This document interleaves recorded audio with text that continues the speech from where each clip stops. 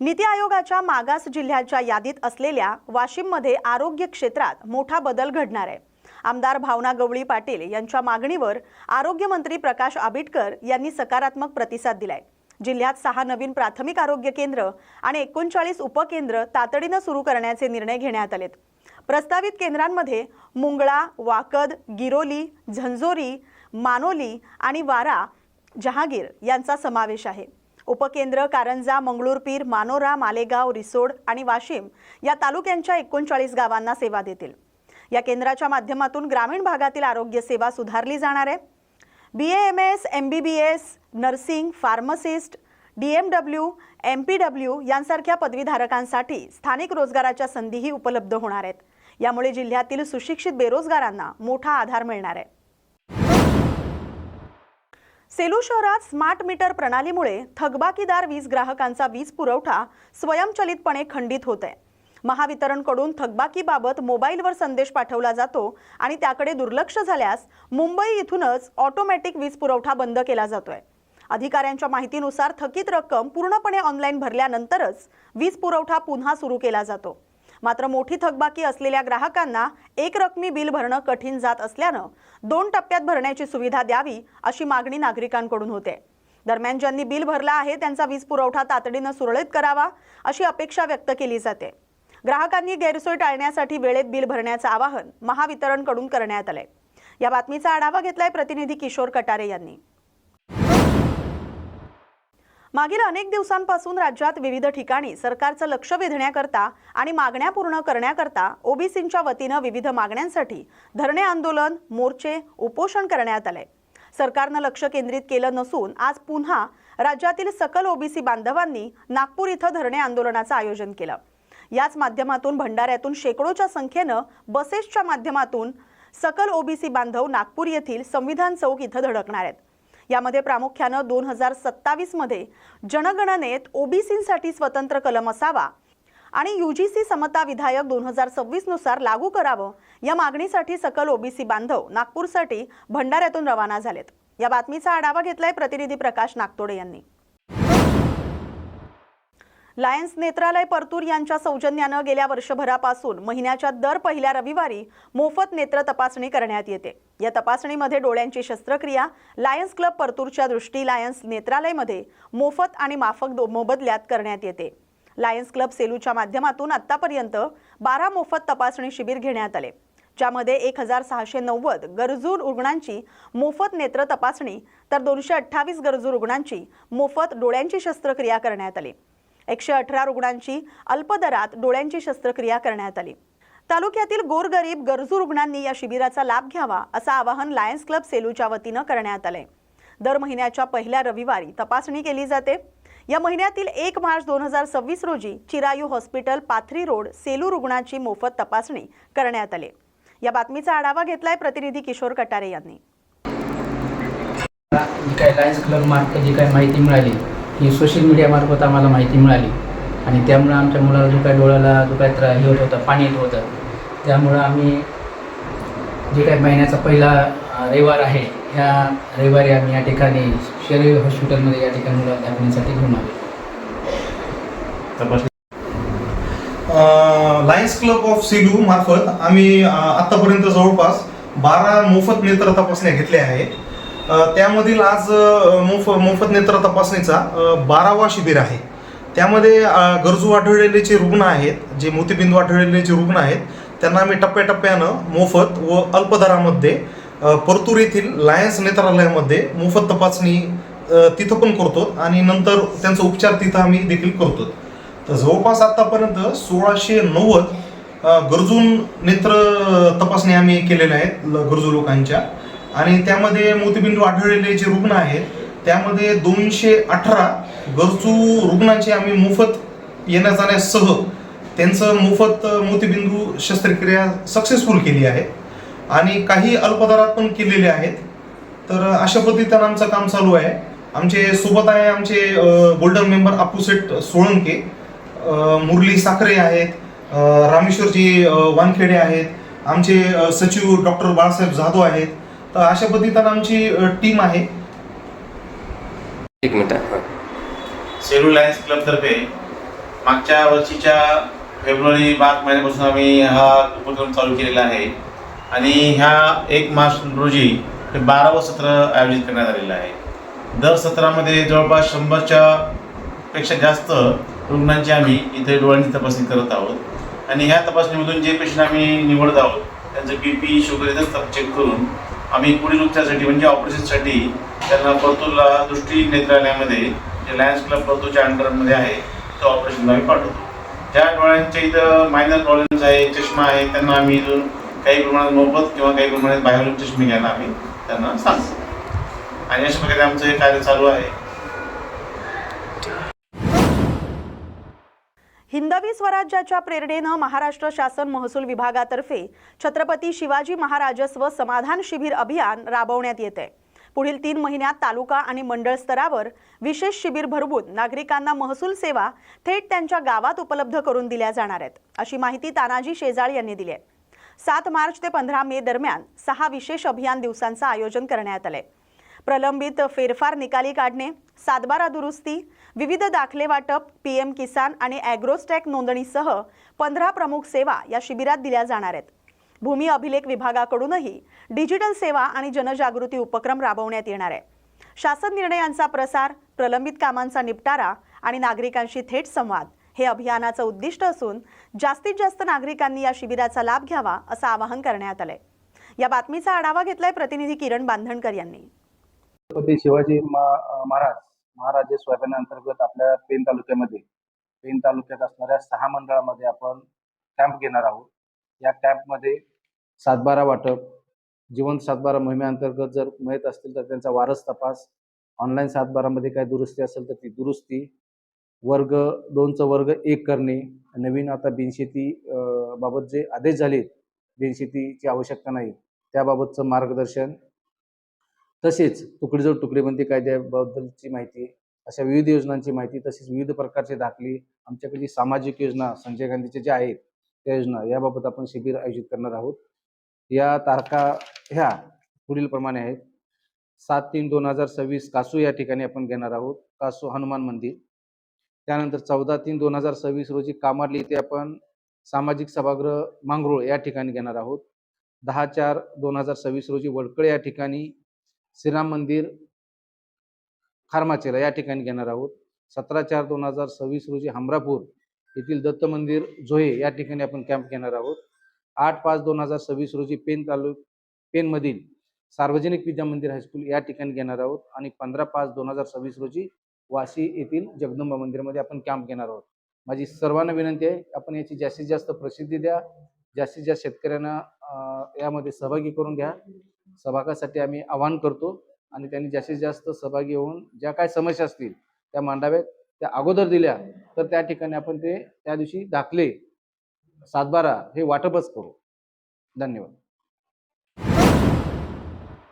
Doctor Nanasaheb Dharmadhikari प्रतिष्ठान रेवदंडा आणि Maharashtra Bhushan doctor Nanasaheb Dharmadhikari यांच्या जयंतीनिमित्त पेण शहरात श्री सदस्यांनी आज पेण शहरात स्वच्छता मोहीम राबवली. यामध्ये पेण तालुक्यातील शेकडो श्री सदस्य सहभागी झाले होते. या स्वच्छता मोहिमेमध्ये शेकडो टन ओला आणि सुका कचरा संकलित करून नगरपालिकेच्या घनकचरा प्रकल्प इथं नेण्यात आला. पेणच्या नगराध्यक्षा प्रीतम पाटील यांनी देखील या स्वच्छता मोहिमेत सहभागी होऊन डॉक्टर नानासाहेब धर्माधिकारी प्रतिष्ठानतर्फे राबवल्या जाणाऱ्या या स्वच्छता मोहिमेचं कौतुक केलं. यावेळी नगरसेवक अभिराज कडू, नगरसेविका पल्लवी कालेकर, मुख्याधिकारी जीवन पाटील, आरोग्य अधिकारी दयानंद गावंड उपस्थित होते. या बातमीचा आढावा घेतलाय प्रतिनिधी किरण बांधणकर यांनी. धर्माधिकारी प्रतिष्ठानचं मुख्य वैशिष्ट्य म्हणजे विना प्रसिद्धी सेवाभाव, कोणताही गाजावाजा न करता हजारो स्त्री सदस्य मनापासून स्वच्छतेचं व्रत स्वीकारताना दिसत आहेत.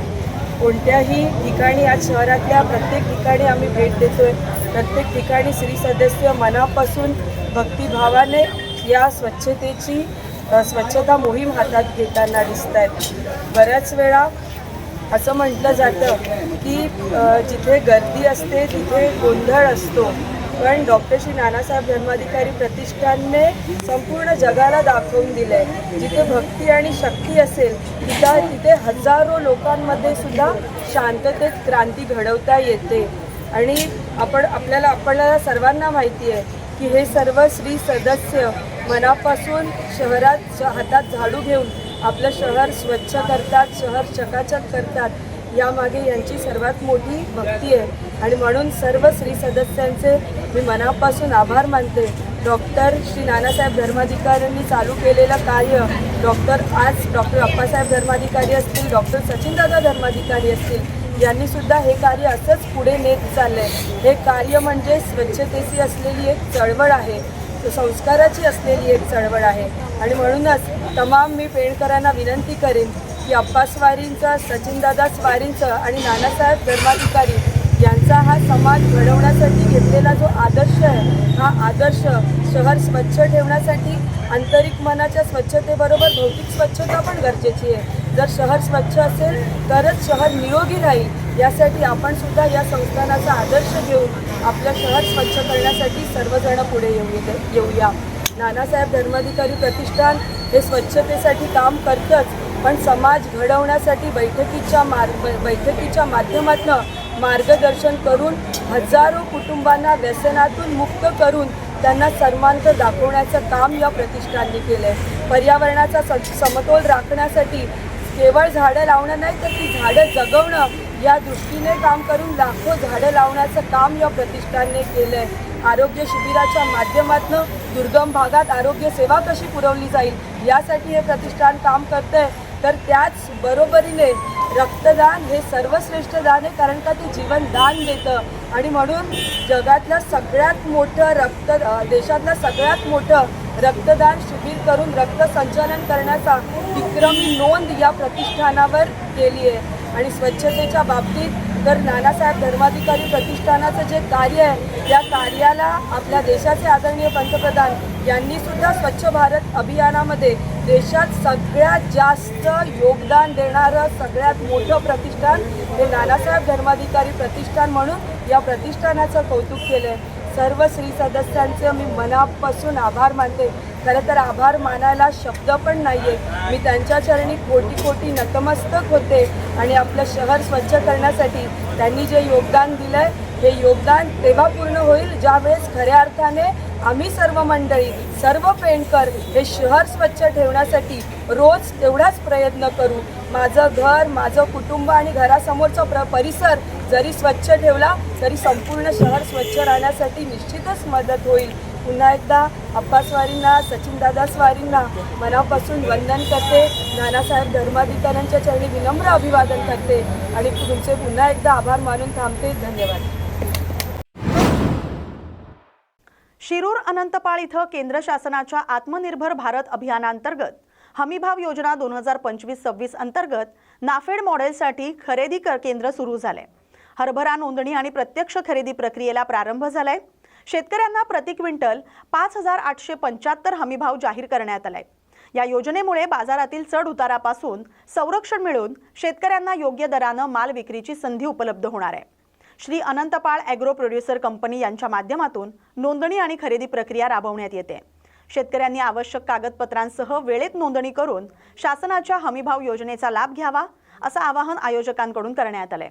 या बातमीचा आढावा घेतलाय प्रतिनिधी धनंजय देवंगरे यांनी. कळमनुरी तालुक्यातील बाभळी येथील कुमारी स्वरूपा साहेबराव सूर्यवंशी हिनं नांदेड इथं आयोजित फॅशन शो स्पर्धेत 3रा क्रमांक पटकून गावाचं नाव उज्ज्वल केलंय. स्वरूपाचं प्राथमिक शिक्षण जिल्हा परिषद प्राथमिक शाळा बाभळी इथं 1ली ते 7वी पर्यंत झालं. ग्रामीण भागात शिक्षण घेतलेल्या स्वरूपानं नांदेडमधील यशवंत महाविद्यालय इथं पार पडलेल्या मोठ्या स्पर्धेत आत्मविश्वासानं सहभाग नोंदवत यश मिळवलं. स्पर्धेदरम्यान परीक्षकांनी विचारलेल्या ऐतिहासिक व्यक्तिमत्वाच्या प्रश्नाला उत्तर देताना तिनं राष्ट्रमाता राजमाता जिजाऊ यांची भूमिका साकारण्याची इच्छा व्यक्त केली. तिच्या या सकारात्मक आणि अभिमानास्पद उत्तरानं उपस्थितांची मनं जिंकली. स्वरूपाच्या या यशाबद्दल बाभळी परिसरात तिच्यावर आनंदाचा वर्षाव होतोय. गावकऱ्यांमध्ये आनंदाचं वातावरण आहे. जर तुम्ही एखादं ऐतिहासिक कॅरेक्टर करत असाल तर तुला कुठलं कॅरेक्टर करायला आवडेल? धन्यवाद मॅम हा प्रश्न विचारल्याबद्दल. आणि हॅलो नांदेड. मामा जर मला ऐतिहासिक कॅरेक्टर करायचं दिलं असतं किंवा मला मिळालं असतं तर मी जिजामातांचं केलं असतं, कारण त्यांनी स्वराज्य स्थापन केलं आहे आणि त्यांच्यामुळे आपल्याला छत्रपती शिवाजी महाराजांसारखे आपल्याला महाराज मिळाले. त्यासाठी मला जिजामाताचं कॅरेक्टर मिळालं असतं तर मी ते केलं असतं. थँक्यू, धन्यवाद.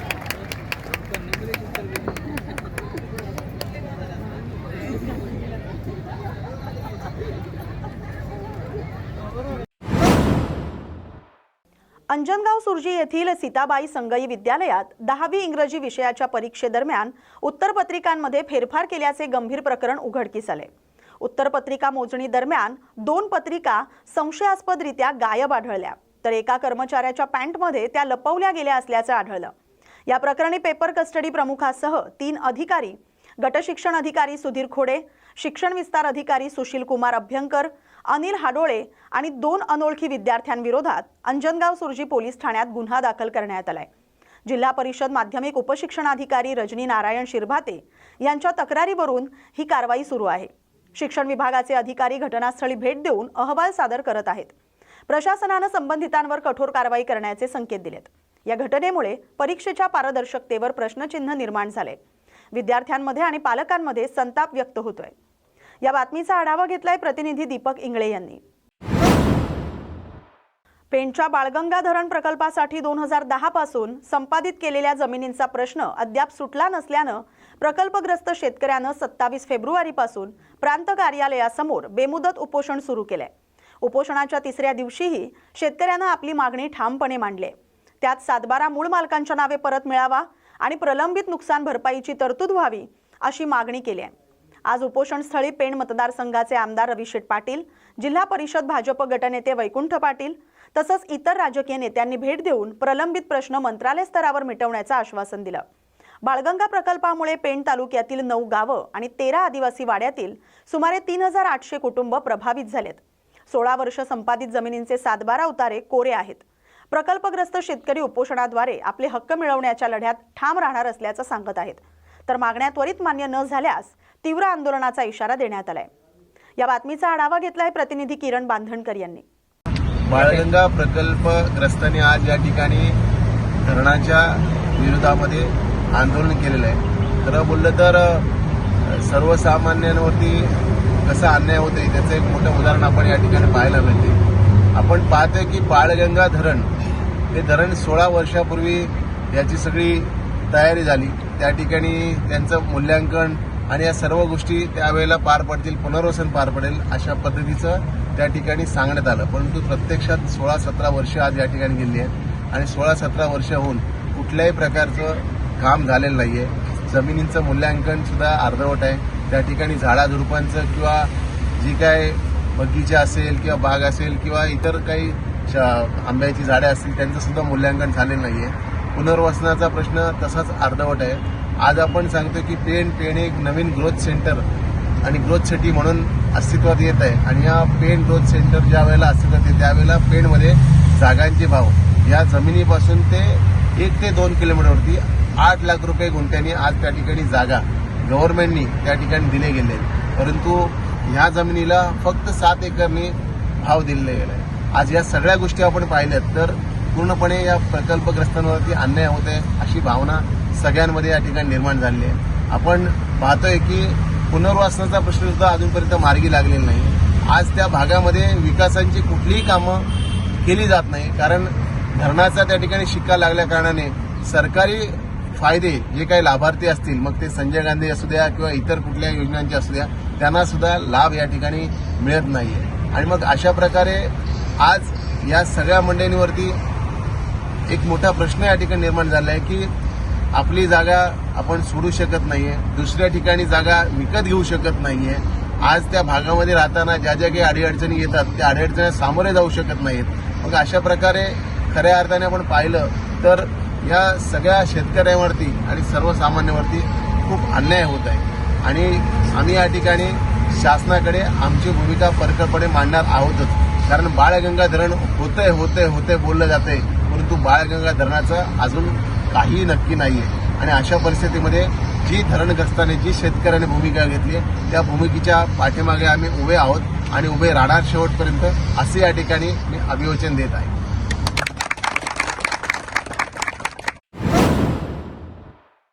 ASI तेजराव आनंदराव मोरे यांनी पोलीस स्टेशन वाशिममध्ये लेखी फिर्याद दिली आहे. त्यांनी 12 मे 1982 रोजी पोलीस खात्यात भरती होऊन वेळोवेळी पदोन्नती मिळवली. सध्या ते ASI पदावरून निवृत्त झाले असून सेवा पुस्तिका नागपूर येथील महालेखाकारांकडे पाठवण्यात आले. बाबू बावणे यांच्याकडे ती सुपूर्द केली होती. मात्र त्यांच्या नावाची नोंद नसल्यानं सेवा पुस्तिका प्राप्त होऊ शकली नाही आणि त्यांना फक्त 22,050 रुपये बेसिक पेन्शन दिला जातो, जे त्यांच्या हक्काच्या पेन्शनपेक्षा 3,500 रुपयांनी कमी आहे. या सेवा पुस्तिका गहाळ करणाऱ्या बाबूवर गुन्हा दाखल करून मला सुधारित पेन्शन सुरू करावी आणि कुटुंबाचा छळ थांबवावा अशी त्यांनी मागणी केली आहे.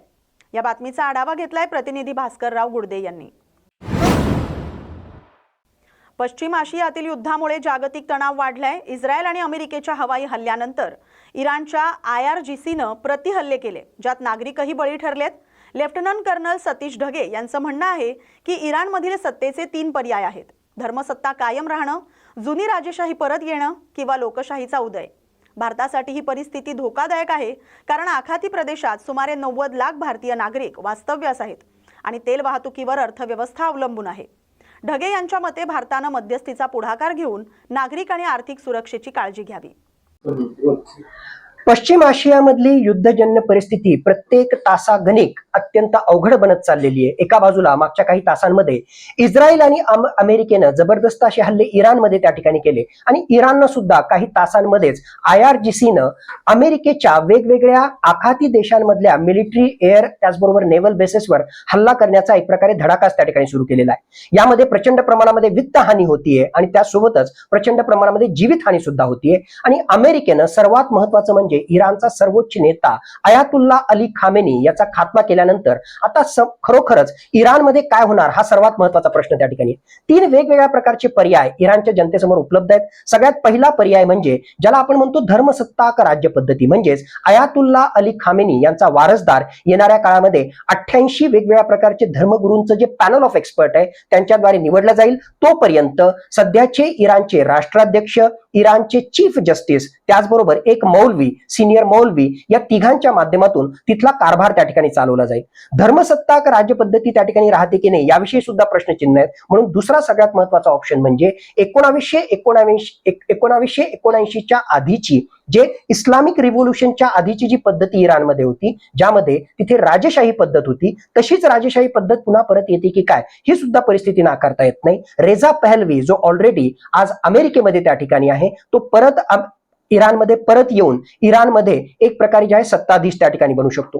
तिसरा पर्याय म्हणजे ज्या प्रकारे डोनाल्ड ट्रम्प त्या ठिकाणी म्हणतायत की इराणच्या जनतेनं आता सत्ता आपल्या हातात घेतली पाहिजे आणि त्याच अनुषंगानं खरोखरच या आंदोलनकर्त्यांमधून तशा प्रकारचं आंदोलन आणखीन तीव्र झालं आणि या थिओक्रेसीला म्हणजेच धर्मसत्ताक राज्य पद्धतीला हटवून डेमोक्रेटिकली इलेक्टेड गव्हर्नमेंट म्हणजेच लोकशाही पद्धतीनं निवडून आलेले प्रतिनिधी आले आणि त्यातून नवा नेता निवडला गेला, तर ती सुद्धा एक पद्धती त्या ठिकाणी अस्तित्वात येऊ शकते. मुळातच लोकशाही, राजशाही पद्धती आणि त्याच्या सोबतीलाच धर्मसत्ताक राजसत्ता हे 3 वेगवेगळ्या प्रकारचे पर्याय आज घडीला इराणच्या जनतेसमोर उपलब्ध आहेत. पण खरोखरच यातला कुठला पर्याय येणार यामध्ये IRGC, इराणियन रिव्होल्युशनरी गार्ड कोर याची अत्यंत महत्वाची भूमिका असणार आहे. IRGC मध्ये जर फूट पडली नाही आणि IRGCनं चिवटपणे अमेरिका आणि इस्रायलला विरुद्ध संघर्ष करण्याचं ठरवलं, त्याचबरोबर जो अंतर्गत असंतोष आहे तो सुद्धा मोडून काढायचं जर त्या ठिकाणी ठरवलं, तर नक्कीच येणाऱ्या काळामध्ये धर्मसत्ताक राज्य पद्धतीच त्या ठिकाणी सुरू राहील अशा प्रकारचा प्रयत्न राहील. अमेरिकेची ही भूमिका असेल की धर्मसत्ताक राज्य पद्धती सोडून दुसरी कुठल्याही दोन्हीपैकी एका पद्धतीच्या माध्यमातून इराणमध्ये जर त्या ठिकाणी लिडरशिप क्रिएट झाली आणि अमेरिकन धार्जिनं असं सरकार त्या ठिकाणी निर्माण झालं, तर डोनाल्ड ट्रम्प यांची याच अनुषंगानं भविष्यामध्ये रणनीती असेल. हे युद्ध जरी इस्रायल, अमेरिका आणि विरुद्ध इराण अशा प्रकारचं जरी असलं तरी या युद्धाची व्याप्ती तासागणिक त्या ठिकाणी वाढतीये आणि आता आखाती देश सुद्धा या युद्धाच्या एक प्रकारे जे आहे जाळ्यामध्ये ओढले गेलेले आहेत. भारत देशाने या ठिकाणी भग्याची भूमिका घेऊन त्या ठिकाणी चालणार नाही, कारण भारताचं आर्थिक, सामरिक, राजकीय त्याचबरोबर भूराजकीय हित या सगळ्या संघर्षाशी जोडलं गेलेलं आहे.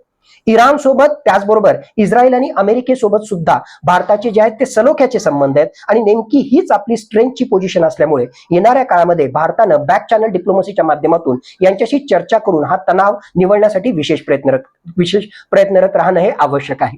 जर हे युद्ध चिघळलं तर अरब राष्ट्रांमध्ये 90 लाखाहून जास्त जे भारतीय आहेत त्यांच्या रोजगाराविषयी त्यांच्या जीविताविषयी प्रश्न निर्माण होतील आणि भारतासाठी हे मोठे चॅलेंज असेल.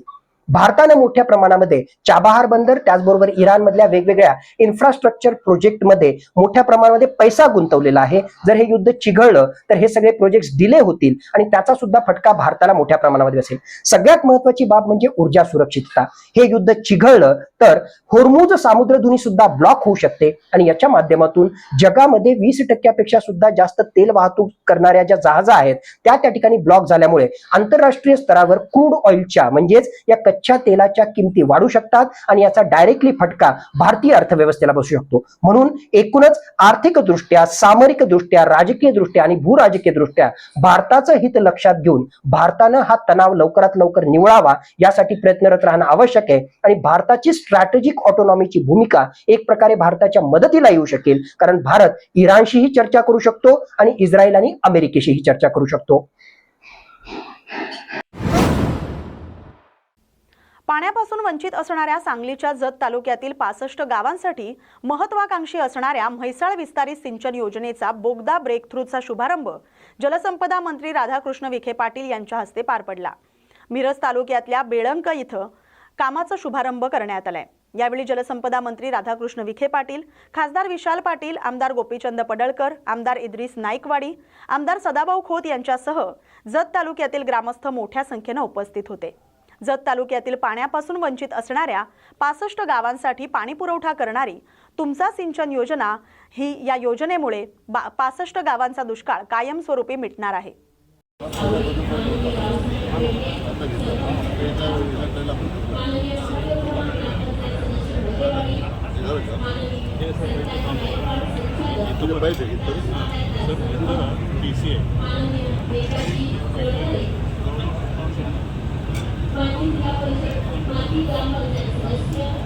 या बातमीसोबतच बातमी महाराष्ट्राची मध्ये वेळ झाली आता इथेच थांबण्याची.